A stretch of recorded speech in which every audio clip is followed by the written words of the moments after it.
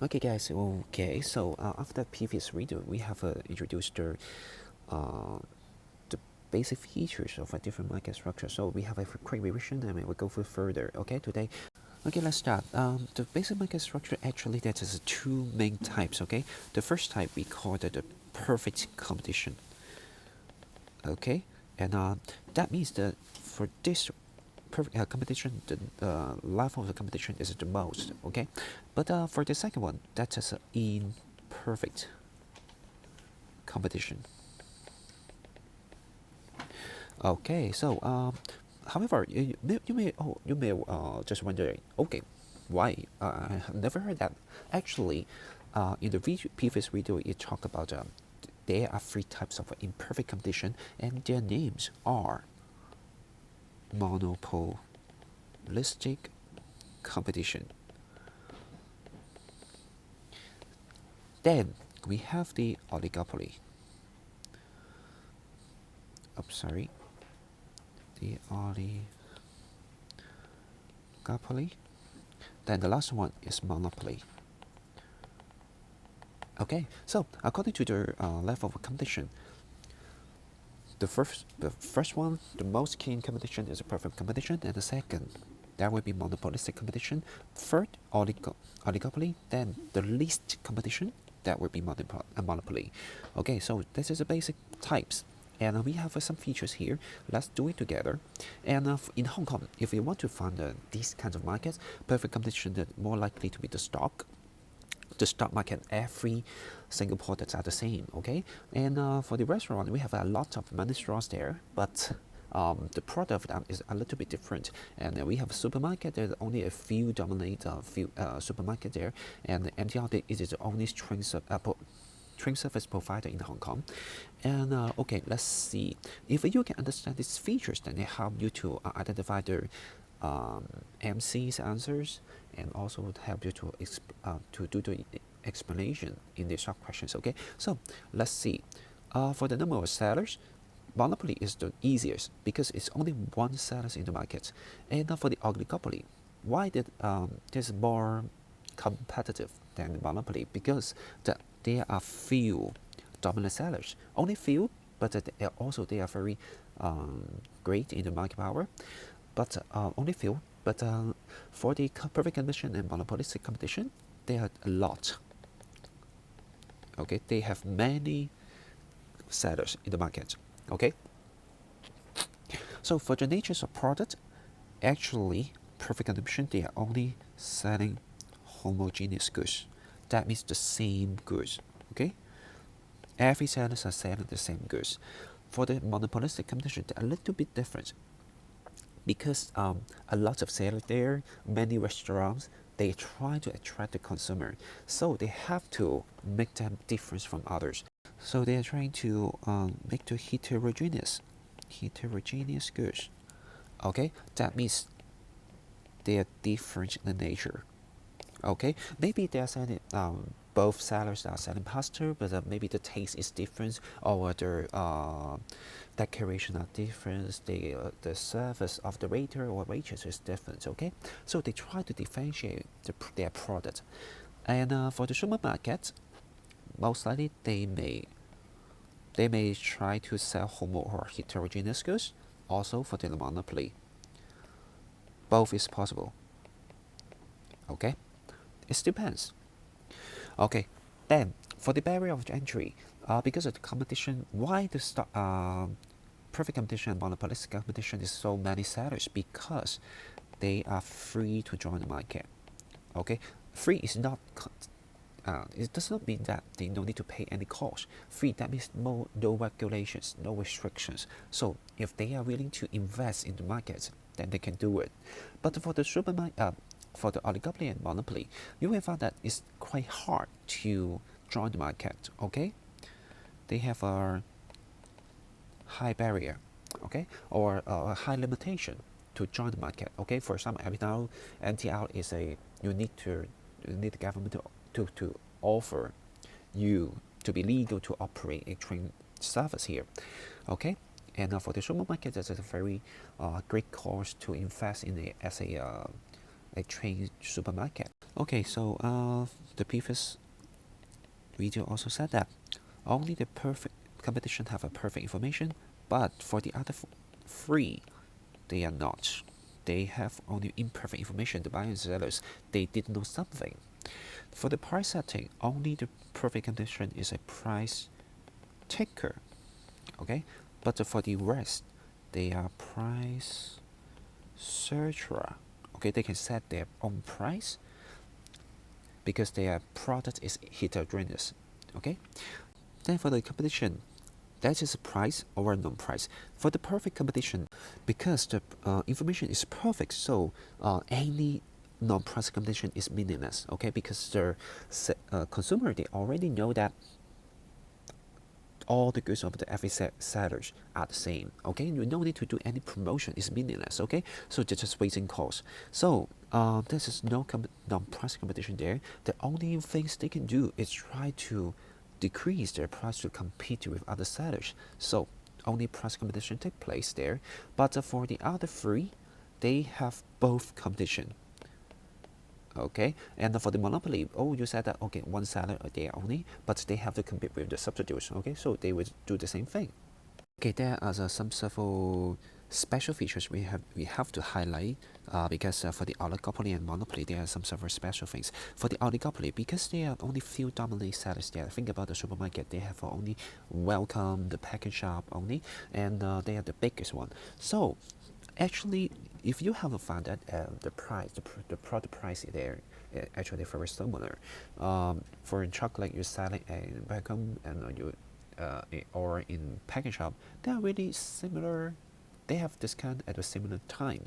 You will find that they are really independent because they will try to make the agreement to try to protect their profit. Okay, they don't want to have start the price war. Okay, so so you will find that the price rigidity of them is really rigid, and they are not easy to change their price because they are avoid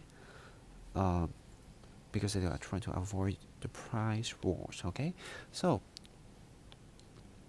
their pricing strategies or their competition strategies most likely to belong to the non-price competition. They will try to offer you different feelings, offer you different promotion scheme. Okay, they will give you some special schemes. Okay, something like that, or give you some very convenient locations.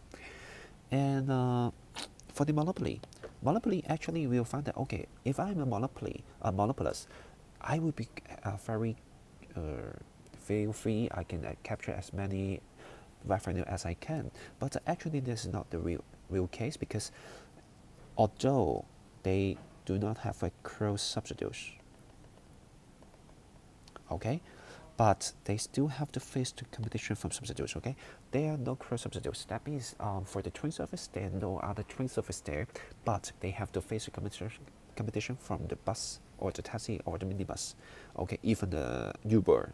Okay, so actually, they have a competition from the substitutes.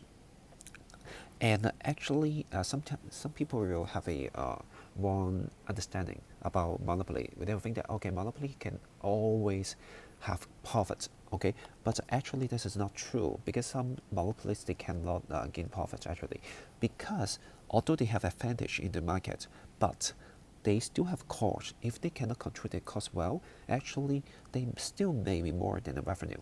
Okay, so profit is not guaranteed.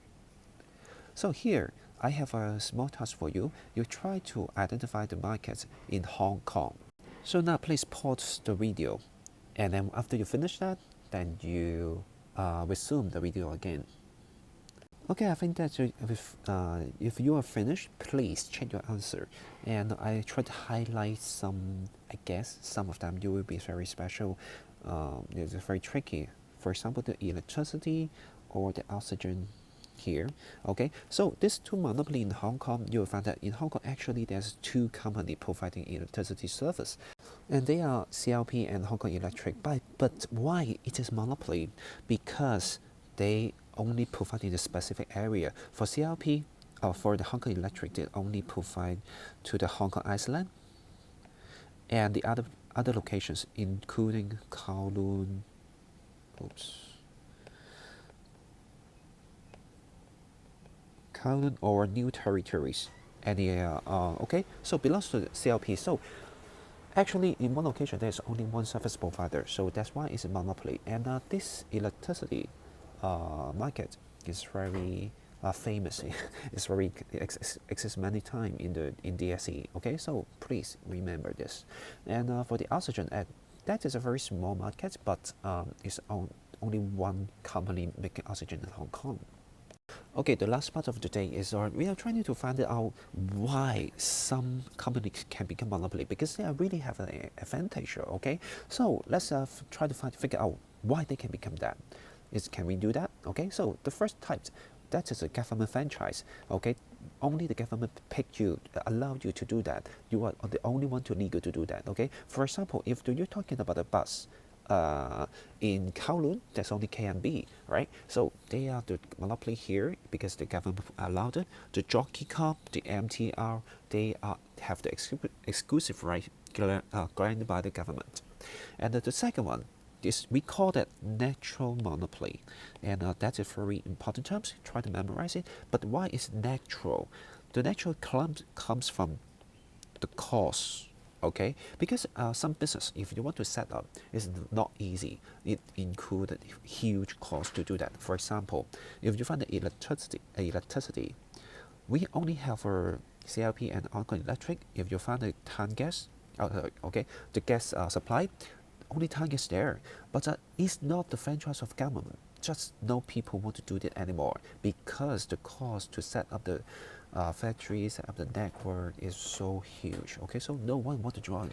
So they cannot get back the investment cost from the business. Okay, so they do not enter the market. That's called natural monopoly. Okay, the third one, that would be the patent and copyright. That's kind of protected by the government, but actually not government, but by the law. Okay, so only someone invent some some inventor, they have some new ideas and they apply for the patients. So no one can copy their ideas. Okay, they can become the only one. So actually, Apple, they have many special technology they're using in their own products only. So that's why.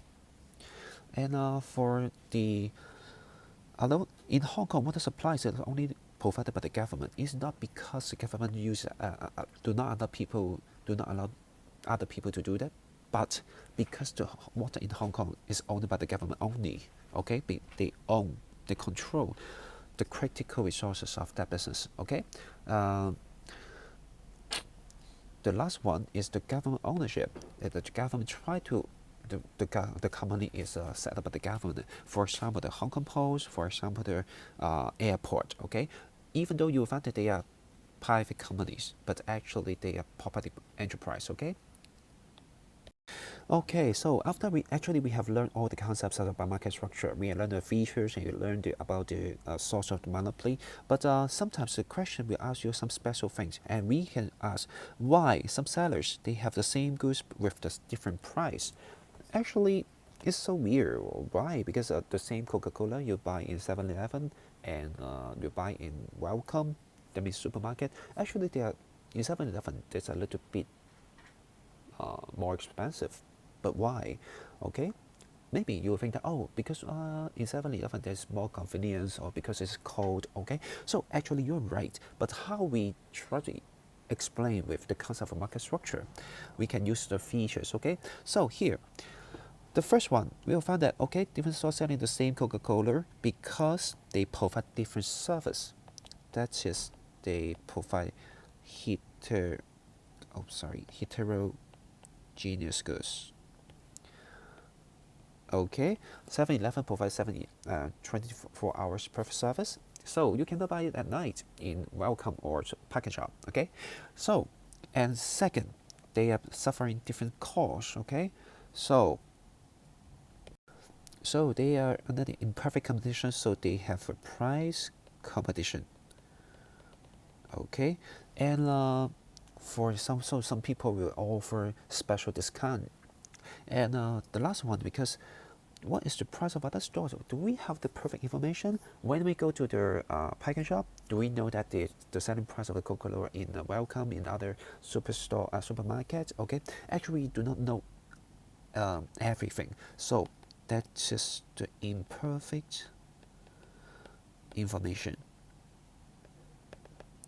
These things, one of these things can make the price of the same product different in different sellers.